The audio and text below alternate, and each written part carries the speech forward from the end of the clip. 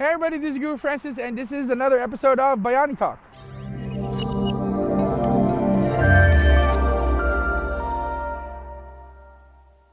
Hey everybody, this is Guru Francis, and today's another episode of Bayani Talk.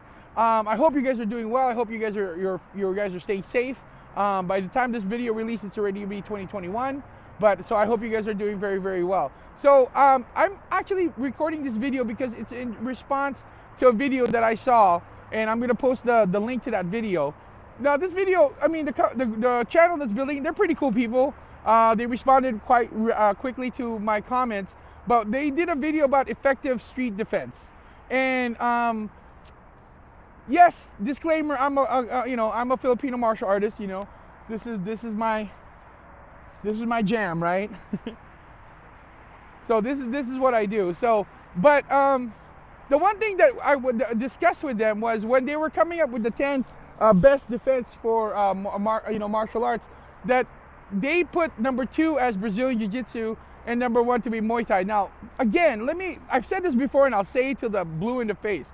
I love every style of martial arts, if it's legitimate, of course. I love every style of martial arts, and every style of martial arts is, to me, better than nothing.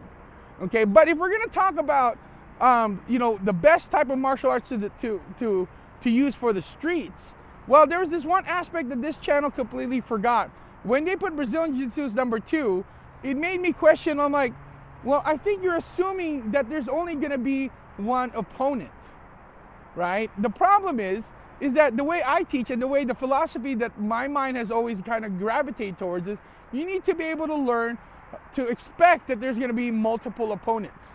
If you have multiple opponents then going on the ground may not be the best idea. I don't know. I'm not a Brazilian Jiu-Jitsu. I'm not a ground expert. I'm a Filipino martial artist. But from what I understand, when you're on the ground, you're taking care of one-on-one. That's great. But what if his 10 buddies come over and kicks you in the head? That's always been the ultimate question. Now, if there's any Brazilian Jiu-Jitsu that watches this video, please take no offense, but comment down below and let me know where I'm wrong. And let's have a healthy discussion about it. I'm always open to that, okay? But I'm just saying, it's like, yes, what if there's multiple attackers? So the way I've been thinking is that I'd rather be prepared for multiple attackers so that if there's only one, then I'm fine. I'm not gonna have to worry about, I'm done, right? But if I only know how to fight one-on-one and then there is multiple attackers, then what am I gonna do? Now, to be completely honest, to be completely fair, Filipino martial arts, just like any martial arts, can only fight one person at a time. Hopefully I'm not gonna hit by a lightning bolt for saying that. But yeah, even FMA, you can only fight one person at a time.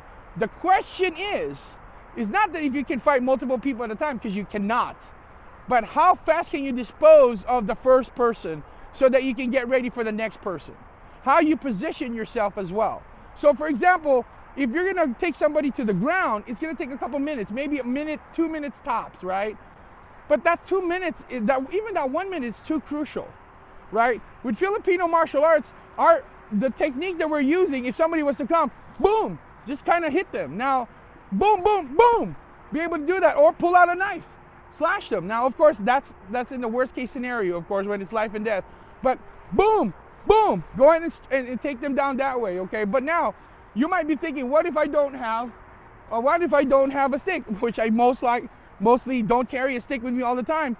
The techniques are the same to be able to take them down. So again, you want to dispose of the first person and get to the next one, right? So the question is, yes, you cannot fight more than one opponent at a time, but how fast can you get rid of the first opponent so you can get to the next one?